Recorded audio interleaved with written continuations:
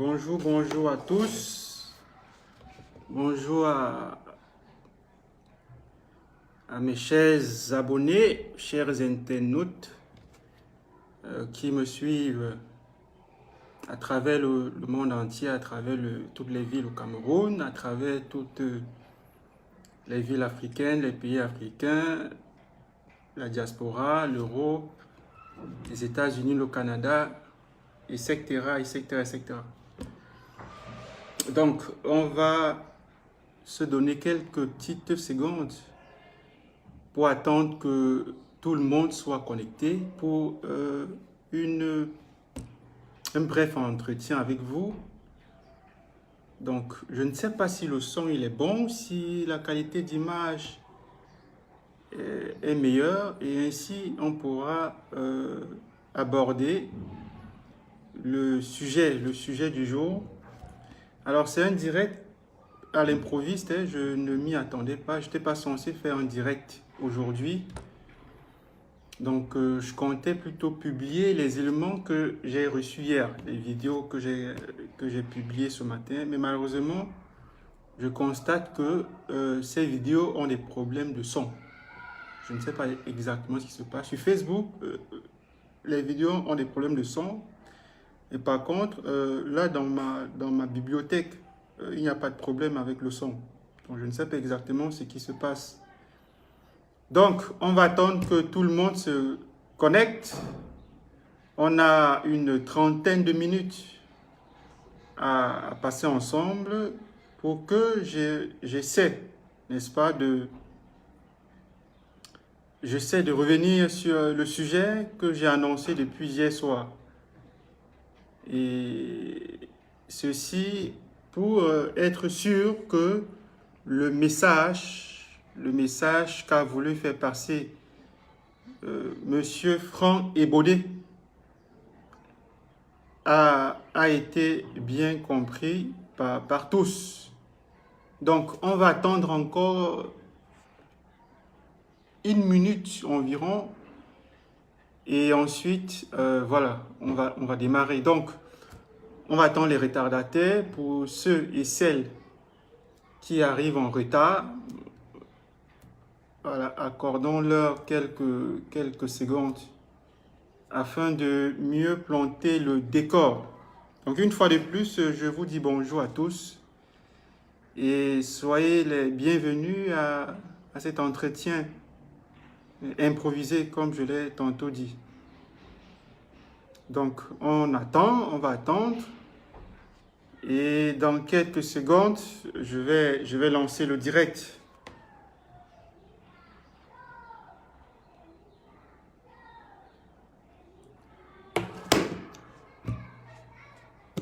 Donc, 30 secondes pour les retardataires et ensuite, on va lancer.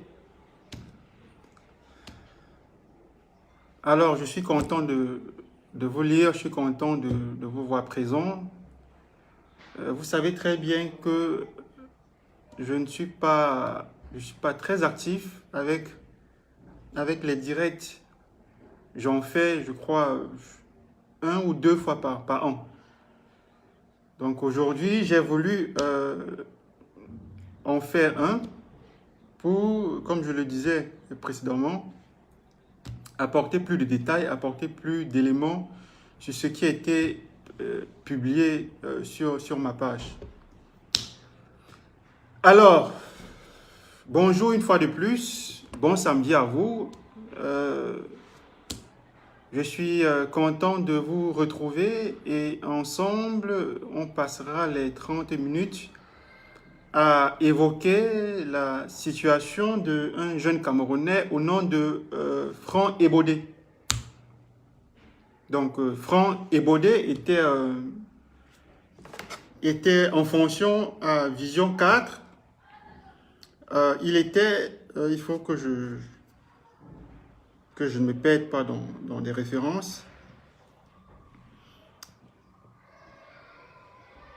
Il était, voilà, quelques petites secondes, s'il vous plaît.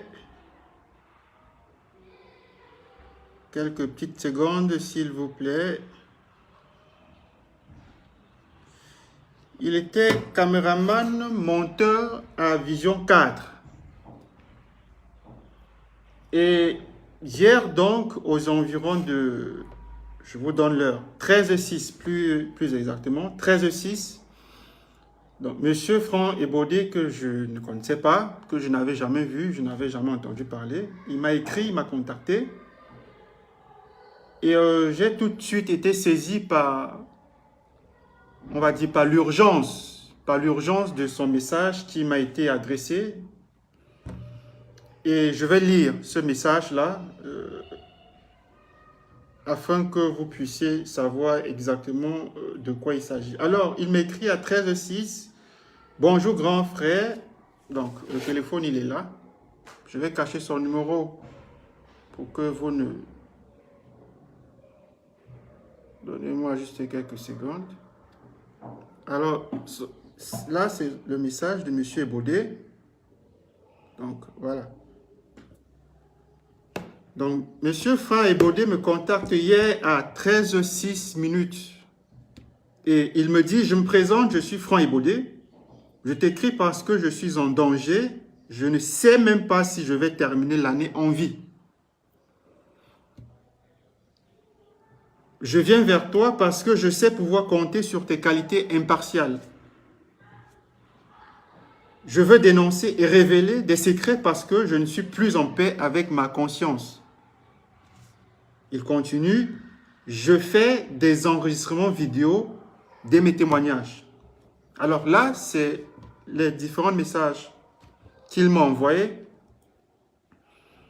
Et j'ai vu ce message à 13h11 minutes. Donc, il me l'a envoyé à 13h06. Je l'ai vu à 13h11 minutes. Donc, tout de suite, comme je l'ai dit, je suis saisi en fait par le caractère alarmant du message. Qui dit que je ne sais pas si je serai encore en vie d'ici là. Donc, j'ai besoin de te parler. Donc, ça me saisit tout de suite et je prête à cet instant-là une oreille attentive à son problème. Et il me dit donc qu'il est en train d'effectuer des enregistrements, des vidéos pour me les faire parvenir. Donc, bien entendu que c'est chose que j'attends. Et je lui demande quel est ton problème. À 13h12, je lui demande quel est ton problème. Alors là, il m'envoie des vidéos. La première vidéo, entretien numéro 2.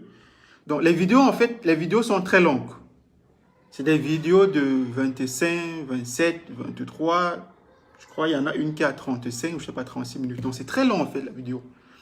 Alors mais je suis très occupé. Voilà, je suis très actif dans les réseaux sociaux. Donc j'ai d'autres choses à faire. Je ne pense pas que j'aurai du temps à regarder des vidéos de 27 et 30 minutes. Donc c'est très long en fait. Et là je lui suggère, écoute, il n'y a personne franchement qui va regarder une vidéo de... Parce que s'il faut que j'assemble tes vidéos de 27, 25, 30, on sera pratiquement dans les 1h, 1h30. Donc, il n'y a personne aujourd'hui sur Internet qui regarde une vidéo de 1h30 sur Facebook. Si aujourd'hui des gens regardent des vidéos de ce temps-là, c'est-à-dire de 1 heure sur Facebook, soit c'est le foot, soit c'est, comment dirais-je, soit c'est des directs de Congo-Ça, là, comme on dit là, le Japon. Mais personne ne va regarder une vidéo télécharger sur Facebook d'une heure de temps. C'est difficile en fait. Il n'y a que sur Netflix et YouTube qu'aujourd'hui les gens accordent autant de temps à ce type de contenu. Donc je lui demande, est-ce que tu peux réduire les vidéos, tu les ramènes à une vidéo à maximum 20-25 minutes. Et dans cette vidéo, tu évoques le nécessaire. Donc ne parle pas trop et s'il y a des détails qui ne sont pas comment dirais-je, qui ne sont pas importants, tu laisses ces détails, mais tu essaies d'aborder les questions pertinentes qui vont interpeller tout de suite l'opinion. Donc, c'est le conseil que je lui donne. Et M.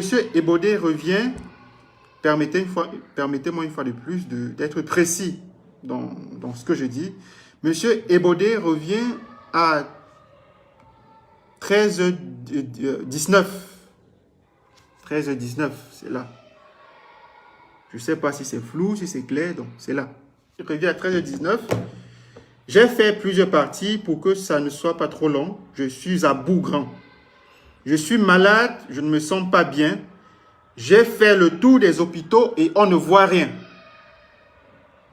J'ai fait le tour des hôpitaux et on ne voit rien. Donc, une fois de plus, ça aiguise ma curiosité.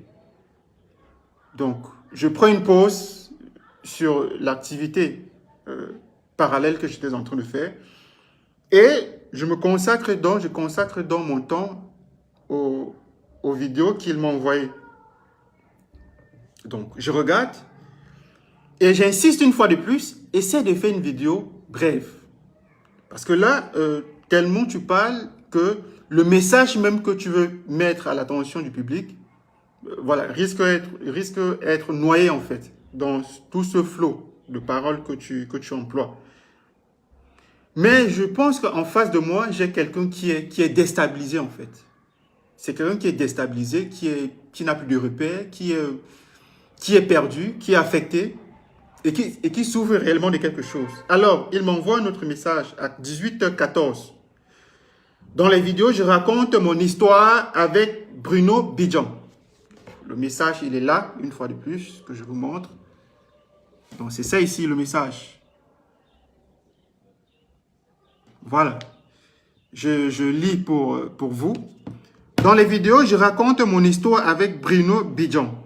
Tout commence avec ma femme, avec qui j'ai des enfants. Et il le sait. Il, mis pour monsieur Bidjan. Et il le sait. Il a entretenu une relation avec ma femme dans mon dos, a couché avec elle et oblige ma femme à faire des sodomies avec lui. Il fait des pratiques occultes. Je continue. Il l'a fait avec ma femme et d'autres filles aussi. Je continue. Je suis encore plus sous le choc parce que je le voyais faire ça avec les copines de Ernest Obama. Alors, ce Ernest Obama, je ne sais pas si monsieur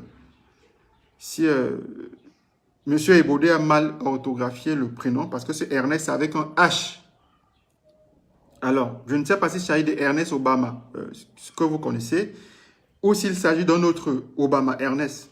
Donc, mais je pense qu'on est tenté de faire le rapprochement parce que Ernest Obama, dont vous connaissez, était employé à Vision 4, y compris Ebodé, et y compris les autres acteurs, que ce soit la femme, c'est comme ça qu'il appelle, hein, sa femme, la mère de ses enfants, que ce soit la femme de Ebodé, qui aussi travaillait aussi à Vision 4, y compris aussi monsieur Bidjan. Donc, on voit très bien que c'est un cercle, en fait. Donc, il a fait avec ma femme et d'autres filles aussi. Je suis encore plus sous le choc parce que je le voyais faire avec les copines de Ernest Obama. Voilà, ça, je l'ai lu déjà. Lui qui était comme mon frère. Il m'a impliqué dans ses pratiques pour donner ma vie contre de l'argent. Il m'a impliqué dans ses pratiques pour donner ma vie contre de l'argent. Actuellement, je passe mes journées à prier parce que, semble-t-il, je vais mourir dans peu de temps. Je ne sais pas ce qui se fait Je ne sais pas ce que j'ai fait à ce monsieur que j'ai considéré comme mon frère. Il conclut son message. Il me cherche maintenant pour me tuer. Il me cherche maintenant pour me tuer. Donc là, il parle bien entendu de Bruno Bidjan. Alors, il y a deux vidéos qu'il m'envoie, donc parce qu'il est en train, je ne sais pas si les vidéos étaient déjà enregistrées. Je ne sais pas, ça je ne lui ai pas demandé. Donc, il me fait parvenir deux autres vidéos qui sont les vidéos dans lesquelles il fait son témoignage. Et il me dit également qu'il a songé au suicide. Il songe toujours au suicide. Parce que M. Bidjan l'a entraîné dans des choses occultes. Là, je reprends, n'est-ce pas, l'expression, le mot que lui-même il a employé. M. Bidjan l'a entraîné dans des choses occultes. Et sa vie est en danger. Il a eu, n'est-ce pas, à rencontrer des guérisseurs ou des marabouts, je n'en sais rien, au début. Et ces personnes-là lui ont fait savoir que celui qui était à l'origine de son mal-être, de sa situation, c'était Bruno Bidjan. C'est ce qu'il m'a dit. Et il a également ajouté que tout a commencé lorsqu'il s'était rendu une fois à Sarmelima avec Bruno Bidjan. Donc, ils y étaient allés pour un travail. Et il s'était rendu là-bas avec sa copine. Sa copine qui est à la fois sa collègue. Parce que voilà, les quatre, que ce soit lui, que ce soit la fille, que ce soit Bruno Bidjan, étaient tous en fonction à Vision 4. Donc, ils étaient allés à Sarmelima pour un travail, dit-il. Et là-bas, il s'est passé une scène assez curieuse. C'est que Bruno Bidjan, plus tard, vient le voir en lui disant que les gens n'ont pas digéré le fait qu'il se soit, je ne sais pas, qu'on l'ait entendu avec sa copine la nuit, un truc du genre. Je ne sais pas si on les a entendus, faire l'amour, je n'en sais rien. Et qui n'était pas, Bruno Bidjan dit que bon, voilà, les patrons n'étaient pas très contents en fait. Donc il s'en est excusé et voilà, il pensait que la page était tournée. Et un jour, cette fille en question, parce qu'il faut que je donne le nom de cette fille, c'est très important. Je vais donner son nom. Je ne vais pas... Elle s'appelle... Donnez-moi quelques secondes. Elle s'appelle Badjan. Elle s'appelle Badjan Salamatou. Elle s'appelle Badjan Salamatou. Alors, je vais donner son nom parce qu'il est très important que le nom, les noms, l'identité des différentes personnes qui sont impliquées dans cette affaire soient cités et soient connues. Donc, je vais citer son nom. Elle s'appelle Badjan. Bidjan, il y a un rapprochement. Hein. Elle s'appelle Badjan Salamatou. Donc, monsieur Ebode me dit que plus tard, un jour, il y a donc la mère de ses enfants, ou sa femme, comme il l'appelle. Sa femme qui l'appelle et qui lui dit que je suis là-bas, je suis sur place. Il ne comprend pas en fait. Tu es là-bas où, tu es sur place où. Et elle lui dit que je suis à Sarmelima. Voilà, Bruno m'a dit que tu étais ici et qu'il y avait quelque chose, il fallait que je vienne. Et c'est ainsi que la mère de ses enfants s'est rendue à Sarmelima. Et à Sarmelima, il s'est passé des choses. Donc lui, il a été très surpris en fait. Il a été très surpris parce que durant cette période déjà, il y avait une sorte de méfiance, une sorte de tension, on va dire ça comme ça, entre lui et Bidjan. Parce qu'ils étaient très proches, c'était des grands amis. Et il ne comprend pas pourquoi est-ce que Bidjan, qui depuis des jours n'a pas échangé avec lui, dit curieusement à la mère de ses enfants que Ebode se trouve à Sarmelima. Donc c'est ainsi que la fille s'est retrouvée à Sarmelima, où il s'est passé des choses. Donc Sarmelima, en quelque sorte, c'était le lieu des partous. C'était le lieu des partous. Sarmelima, Yaoundé, bien entendu. Donc chaque fois que la fille allait là-bas, il s'est passé des choses avec des gens, avec des personnalités de Sarmelima, où voilà, il s'est passé des choses, des partous. Donc le gars, il a su ce qui s'est passé plus tard. Et d'où, franchement, je n'ai pas compris, je ne sais pas si c'est de la naïveté. La naïveté à garder, n'est-ce pas, cette relation avec Bidjan, ou avec toute cette atmosphère qui lui était nocif, en fait. Et il y a d'autres messages qui m'envoient. Donc voilà, il me fait parvenir des captures d'écran. Je vous fais voir ces captures d'écran. Mais il y en a certaines de ces captures d'écran qui sont explicites. Il y a par exemple cette capture d'écran sous mes yeux. Alors je ne sais pas si vous me suivez là, parce que j'ai l'impression que mon écran est tout noir. Je ne sais pas si vous me voyez, si ça continue le direct. Vous m'entendez, vous me voyez là, je ne sais pas, parce que là, mon écran, il est un peu sombre, mon écran. Donc, je ne sais pas, je suis toujours en ligne. Alors, si je suis toujours en ligne, vous me faites signe, s'il vous plaît. Je suis en ligne là, c'est bon, vous me voyez?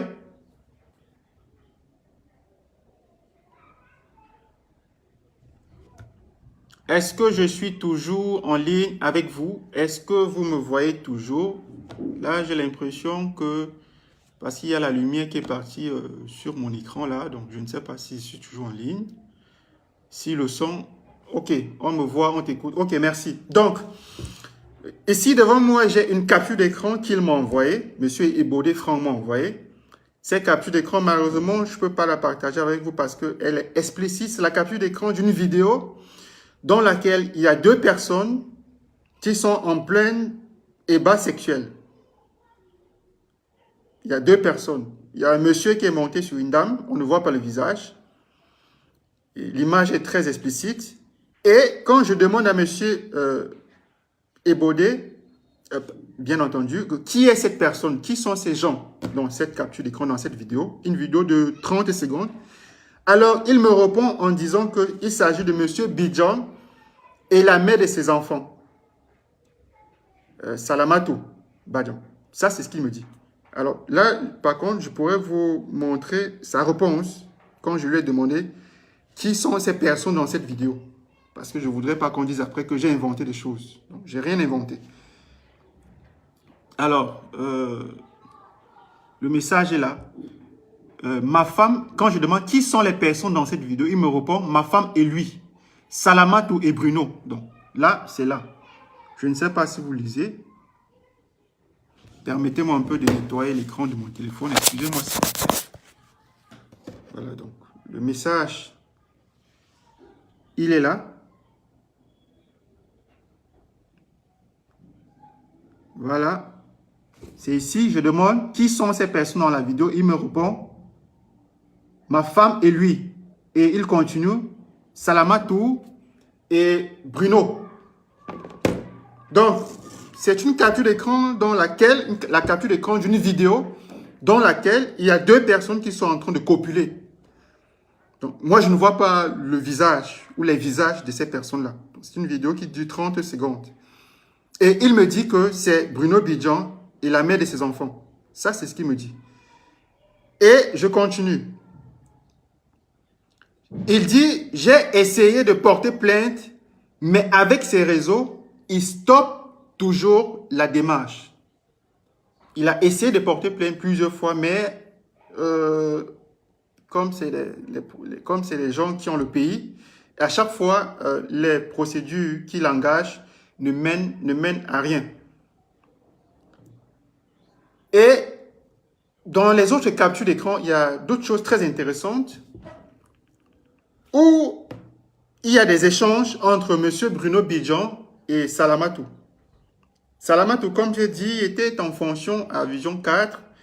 Je pense qu'elle animait une émission à Vision 4 qui s'appelait... Donnez-moi quelques secondes, là, je ne veux pas dire de bêtises. Je ne connais pas. Quelques secondes. Afro Café, voilà, c'est ainsi que s'appelait cette émission. Donc, Salamatou animait cette émission qui était diffusée sur Vision 4. Et cette émission s'appelait Afro Café. Alors, voici un message que M. Bruno Bidjan envoie à Salamatou. Je lis. Chérie, pense un peu à un beau décor pour Afro Café. S'il te plaît, c'est urgent. Le boss a demandé que je le fasse. Et Salamatou qui répond, d'accord. Donc, je vous fais voir la capture d'écran une fois de plus. Donc, il y a le nom de Bruno Bidjan qui est là. Et les échanges sont là. Chérie, ça commence là. Chérie. Donc, voilà l'échange. Voilà la capture d'écran de l'émission, en fait. Je crois que c'est... Voilà, je crois que c'est la fille en question qui envoie la capture d'écran de l'émission. Non, c'est là. Donc, M. Bidjan entretient des relations avec la femme de son ami ou la mère de son ami. Et d'après ce que son ami m'a dit hier, c'est-à-dire M. Ebodé, M. Bidjan lui imposait des pratiques sodominale. C'est comme ça qu'on dit non. Et ce mot aussi, je parle gros français. Donc, il lui a imposé des trucs de la sodomie. Et Ebodé lui-même, qui a tellement à dire en fait. Ebodé a tellement de choses à dire, mais comme je l'ai tantôt mentionné, je pense qu'il faut être indulgent avec ce garçon. Il semble avoir vécu des choses affreuses, des choses terribles. Et M. Ebodé, en ce moment, se cache. Il se cache, je ne connais pas sa cachette, il se cache. Il m'a dit qu'il suivait un traitement. Il m'a dit également que il y a des gens qui priaient pour lui tout le temps parce que il avait l'impression que son heure est proche. Il avait l'impression qu'il va mourir. Et les différentes vidéos qu'il m'envoie que je publie, pardon, sont une sorte de testament. Il me disait, grand frère, si dans les jours qui arrivent, si dans les semaines qui arrivent, je suis mort, tu entends qu'il y a un gars qui s'appelle Ebodé, qui travaille à Vision 4, qui est mort, sache que voici ce qui m'est arrivé. Voici ce qui m'est arrivé et je voudrais que les gens sachent ce qui m'est arrivé.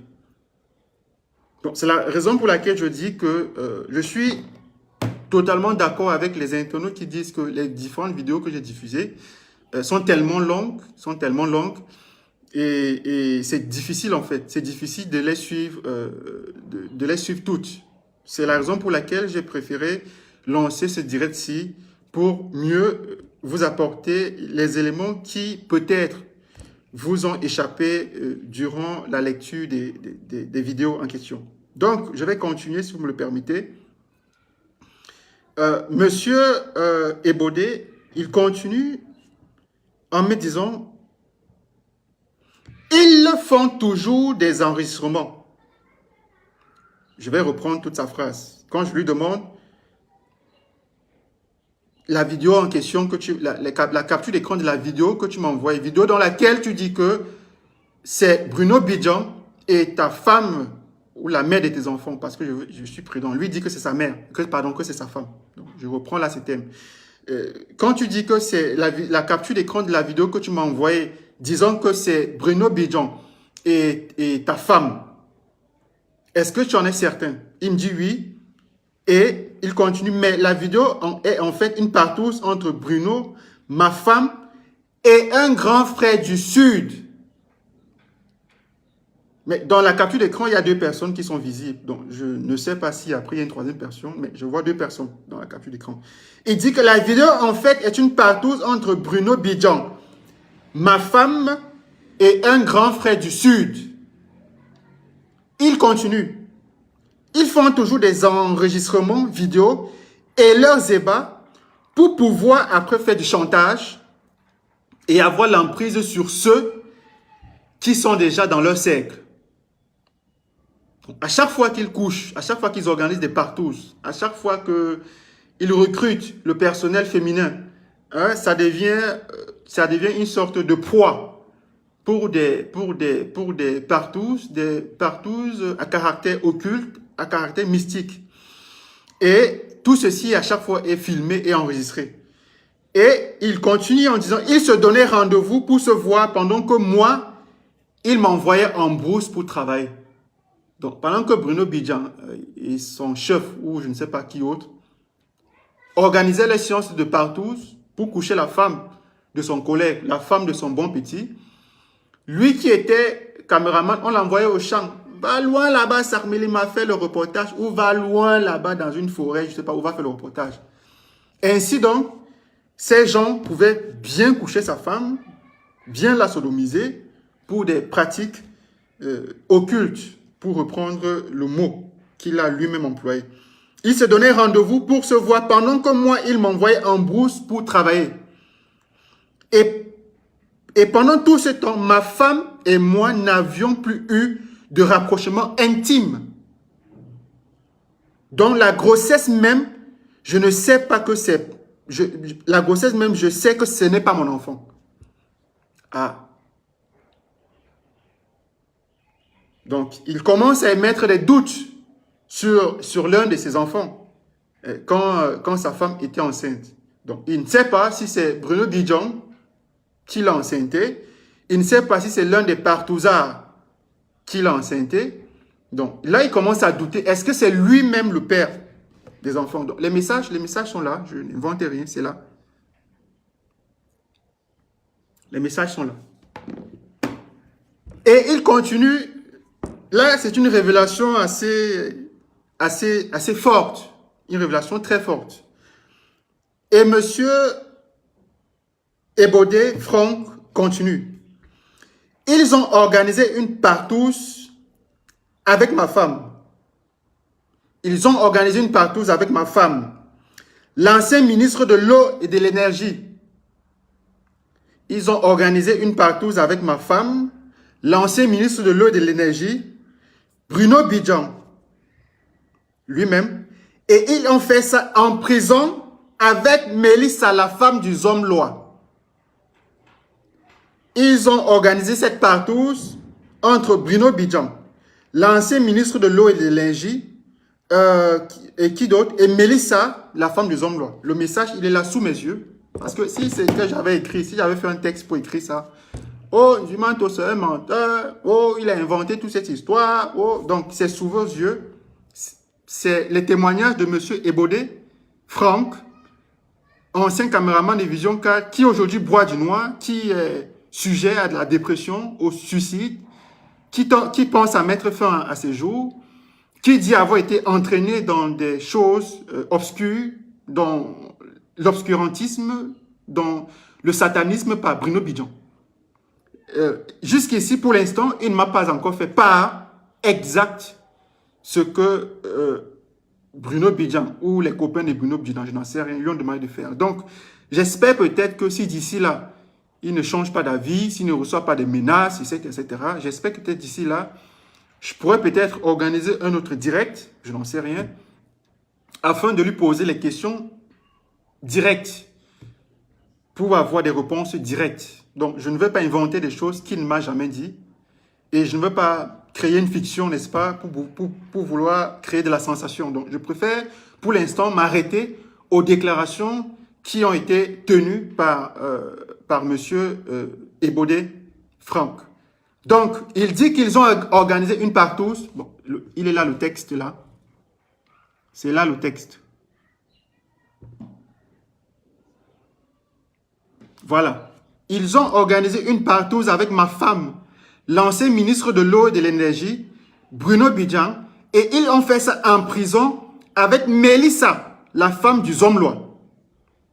Quand le Zomlois a eu vent de l'histoire, il a commencé à licencier tous ceux qui étaient impliqués. Vous vous souvenez le dernier licenciement qu'il y a eu en cours à Vision 4? Vous vous souvenez? Donc quand j'y pense, je fais le lien. Quand le Zomlois a eu vent de l'histoire, il a commencé à licencier tous ceux qui étaient impliqués. Ils ont renvoyé ma femme. Donc la fille n'est plus en fonction à Vision 4. Ils ont renvoyé ma femme, mais comme elle avait aussi une copie de la partouze avec l'ancien ministre et Mélissa, elle a gagné la protection de Mélissa. Mélissa, la femme de Zomlois. C'est d'ailleurs elle le mit pour qui? Pour Mélissa. C'est d'ailleurs elle qui finance tous les voyages de ma femme. Actuellement, ma femme se trouve à Dubaï aux frais de Mélissa. Bon, la femme est là. Je vais montrer la photo. Hein. La femme est là. C'est Madame Salamatou Badjan. Elle est là. Là, on la voit. C'est clair qu'elle n'est pas au Cameroun parce qu'il y a beaucoup les Baka là. Hein. On voit beaucoup des Blancs là en fond. Donc, voilà. Je ne sais pas si c'est des Blancs ou c'est des Arabes. Je n'en sais rien. Donc, on voit très bien que là, elle est au Cameroun. Donc, il dit que c'est Mélissa, la femme de Zomlois, qui finance les déplacements de sa femme. Il a dit où? À Dubaï.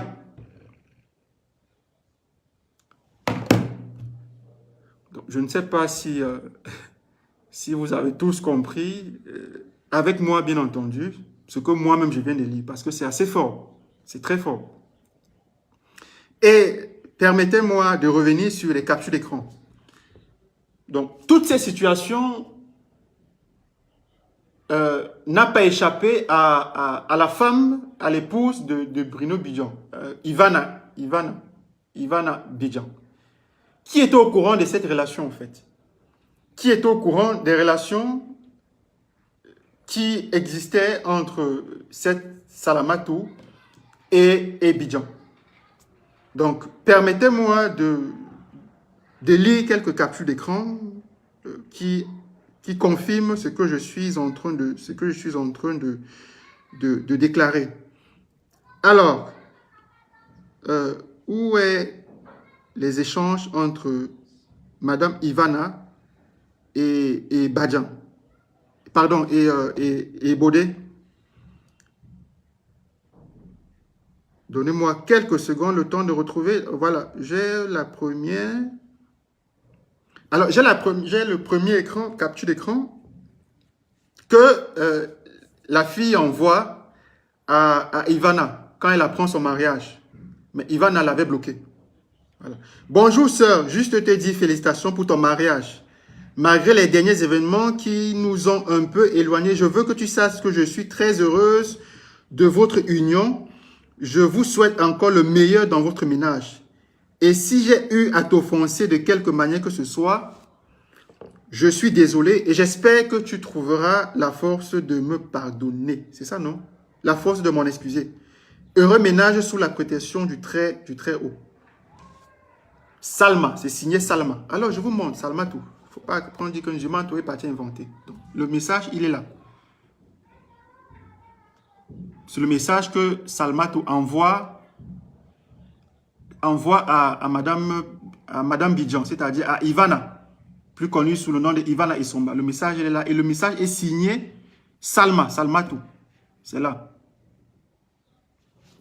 Je continue. Ici, il y a notre capture d'écran où il y a une femme qui est nue. Là, je ne vais pas montrer. Il y a une femme qui est nue. C'est une capture d'écran, la capture d'écran d'une vidéo qui est envoyée par Ivana Isomba. Cette fois-ci, à Ebodé. Parce que dans l'une des vidéos qui a été diffusée sur ma page ce matin, vidéo dans laquelle M. Ebodé était en train de se confesser, il disait qu'il avait, quand l'affaire se corsait, il avait contacté Madame Bidjan Ivana pour lui faire part, pour lui faire état des relations adultérines ou des relations occultes, appelons ça comme on veut, qui existaient entre son épouse, M. Bidjan, et la mère de ses enfants, sa femme, Salmata. Et la réaction de Ivana Isomba, Ivana Ibedjan, était une réaction assez, on va dire, elle n'était pas surprise. Elle n'était pas surprise. Et dans l'une des captures, encore ici, le discours qu'elle tient prouve également qu'elle était au courant de tout ce qui s'est passé. Est-ce qu'elle-même, Ivana Isomba Bidjan, faisait ou fait partie de ces trucs de sodomisation, de sodomie, de pratiques occultes? Ça, je n'en sais rien. Je n'en sais pas. Est-ce qu'elle est passée par là aussi pour se marier? Ça, je n'en sais rien. Est-ce qu'elle est passée par là aussi pour trouver un travail? Ça, je n'en sais rien. Donc, je ne veux pas relayer les rumeurs. Je préfère rester au fait. Il y a un échange dans cette capture d'écran. Là, une fois. Donc, vous voyez Ivana. C'est Ivana qui échange avec le gars en question. Donc, elle envoie, c'est Ivana Isomba qui envoie la capture d'écran de cette femme qui est nue. Capture d'écran d'une vidéo. Donc, je ne sais pas si c'est Salmata ou c'est Salmatou. Donc, elle envoie dans la vidéo à M. Ebodé. Et M. Ebodé répond en disant, c'est ta coépouse, non? C'est ta coépouse, non? Et Ivana qui rigole en disant, hey, ha, de ces choses. Et le gars qui retorque, elle l'aime vraiment. Et une fois de plus, Ivana Bidjan qui demande, quand tu l'avais attrapée, elle n'avait pas honte quand tu l'avais attrapée dans ses infidélités. Parce que plus tard, le gars a découvert, via les messages, etc. Et donc, Ivana qui lui demande que quand tu l'avais attrapée, est-ce qu'elle n'avait pas honte? Il lui répond, non du tout. Et c'est là que j'ai compris qu'elle l'aime vraiment. Donc, il y a la capture d'écran là d'une femme qui a une clope. Elle a une clope au bout des lèvres là. Et je ne sais pas si elle est dans un canapé ou dans une baignoire. Elle est nue. Il y a sa poitrine qui est toute nue. C'est là. Voilà. Et Ivana continue, elle l'aime, mais il se fout de sa gueule. Ce gars, vraiment.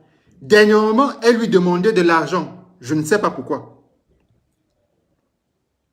Et le gars dit, comme je t'avais dit, nous sommes les deux personnes qui peuvent les supporter. Comme je te l'avais dit, nous sommes les deux personnes qui peuvent les supporter. Et Madame Bidjan, Ivana qui répond, moi-même j'étais à 2 doigts de laisser tomber. Hein. C'est là où on m'a sorti la dernière carte, le mariage. Même pour accepter, c'était compliqué. Donc, ceci prouve que le message, il est là, une fois de plus. Voilà, les échanges sont là. Donc, ceci prouve une fois de plus que Ivana Essomba, l'épouse de M. Bidjan, était au courant de toutes ces pratiques où on organise des soirées de partout, où on sodomise les femmes, les filles, les copines de tel, comme il a évoqué les copines de Ernest Obama. Ernest avec H. On sodomise les copines de tel, on sodomise tel employé féminin, division 4, on sodomise. Donc, je pense que Ivana Essomba était au courant de la situation et est fait là de ne pas d'être surprise en fait et affirme et déclare que elle était à 2 doigts de laisser tomber Bruno. C'est quand il est venu lui demander en mariage que finalement ça a apaisé son cœur, ça, voilà, ça a fait oublier la situation. Donc voilà, n'est-ce pas, quelques éléments que j'ai voulu partager avec vous ce matin. Donc, en ce qui concerne monsieur Ebodé, Ebodé Franck, donc c'est quelqu'un qui est totalement, alors mais totalement abattu. Donc, je répète une fois de plus qu'il m'a confié qu'il a des envies de suicide, qu'il est en train de penser à mettre fin à ses jours parce que Bruno Bidjan lui a fait faire des choses terribles. Bruno Bidjan l'a amené dans des choses occultes. Ça, ce sont ses mots. Qu'est-ce qu'exactement il a fait? Qu'est-ce qu'exactement ils ont fait dans ces choses occultes? Je pense que pour l'instant, M. Ebodé n'est pas connecté. Le dernier message qu'il m'a envoyé date de 7h15. Et il m'a fait savoir que constamment, il est en prière. Constamment, il y a des gens qui viennent prier sur lui. Donc, je suppose peut-être qu'il est à l'une des sessions de prière ou il est à l'une des séances de guérison parce qu'il m'a dit qu'il y avait aussi des guérisseurs ou des marabouts, je n'en sais rien, qui travaillaient sur lui. Et que ces guérisseurs-là lui ont fait savoir que il fallait que on le, comment dirais-je, qu'on le désensorcelle, hein, qu'on l'enlève, qu'on extrait la sorcellerie qui est en lui, les choses mystiques dans lesquelles il a été impliqué par son ami Bruno Bidjan. Et il dit qu'il craint pour sa vie, que M. Bidjan a mis des moyens pour le retrouver, pour le tuer. Ce sont ses mots. Ce sont ses mots. Alors, donc, je vais attendre qu'il se connecte pour lui poser des questions directes aux questions qui peuvent être pertinentes. Qu'est-ce que tu as fait exactement dans ces choses-là? Bon, en espérant que peut-être d'ici là, parce qu'il m'a dit que personne dans sa famille était au courant. Personne dans sa famille était au courant de cette histoire et que certainement sa famille apprendrait cette histoire dans les réseaux sociaux après mes publications. Donc, la mère de ses enfants est actuellement à Dubaï, c'est ce qu'il m'a dit. Et que lorsqu'elle est arrivée à Dubaï, ses voyages sont financés par Melissa Amogo Bellinga, avec qui elles font des partous. Là, une fois de plus, ce sont ses déclarations. Et qu'une fois, lorsqu'elle est arrivée à Dubaï, elle a décidé, elle a appelé pour mettre un terme à leur relation. Elle a appelé pour lui dire que c'est fini, elle a besoin de faire un break, elle a besoin d'arrêter tout. Donc, je pense que c'est lui-là et la fille en question. Donc, quand elle est arrivée à Dubaï, elle lui a dit qu'elle n'était plus intéressée par lui, elle avait besoin de faire un break, nanani, nanana. Et voilà, en quelque sorte, on va dire, en grosso modo, comment dirais-je, le cœur même de la situation dont souffre M. Ebodé Franck, qui, je répète une fois de plus, était employé à Vision 4 comme caméraman, monteur, et d'où sa vie a basculé du jour au lendemain, suite au réseau, suite au cercle dans lesquels il a été conduit. Et ces gens ont également pris de force ou arraché, appelons ça comme on veut, la mère de ses enfants, Madame ou Mademoiselle Badjan Salmatou, il déclare qui était impliqué dans les partous avec Bruno Bidjan, qui demandait à ce que chaque fois il la sodomise, etc., etc. Donc le gars lui-même a été impliqué dans ces choses-là. Pour l'instant, il n'a pas encore évoqué, on va dire ça comme ça, il n'a pas encore évoqué sa partition, son rôle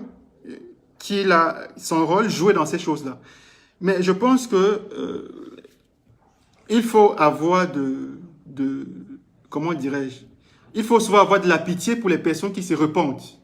Quand quelqu'un commet une faute, quand quelqu'un commet une mauvaise chose, et qu'il reconnaît ses torts, et qu'il reconnaît son acte, je pense qu'il faut être souple avec cette personne. Mais ceci pour éclairer la lanterne, pour éclairer l'opinion, je pense qu'il est intéressant qu'il apporte certains détails, certains faits dont lui-même a été à l'origine dans toutes ces pratiques-là. Donc, pour terminer, comme je l'ai dit tantôt, je vais attendre, il n'est pas connecté depuis 7 du matin, je vais attendre, peut-être au courant de la journée quand il reviendra, je vais attendre qu'il réponde à certaines questions, parce que moi aussi je suis curieux de savoir qu'est-ce qui s'est passé exactement. Bon, il a pris ta femme, voilà, etc. Mais tu m'as dit qu'il t'a fait faire des choses dans l'obscurantisme, c'est ça, non? Des choses obscures, en fait. Des choses occultes. Il t'a fait des choses. Donc, nous voulons tout savoir quelles sont les choses qu'il t'a fait faire. Ça serait important que les gens sachent ce qu'on t'a fait. Donc, je pense qu'il était de mon rôle que je mette cette affaire à la disposition de l'opinion afin que les gens sachent. Parce que comme lui-même il l'a dit, il a évoqué le suicide. Soit il dit c'est possible qu'il se donne la mort. Soit c'est possible que M. Bidjan le retrouve et le tue. Là, ce sont ses mots. Soit même les choses occultes dans lesquelles il était impliqué finissent par avoir raison de lui. Donc, il ne dort pas, il ne se nourrit pas, tous les jours, il fait des séances de prière afin de se débarrasser de ces choses-là qui le suivent. Donc, on va attendre qu'il revienne, peut-être aujourd'hui, je n'en sais rien, peut-être demain, pour mieux apporter, je l'espère, un dernier chapitre sur cette affaire. Donc, ceci étant dit, je vous remercie tous, n'est-ce pas, d'avoir été là, d'avoir été connectés.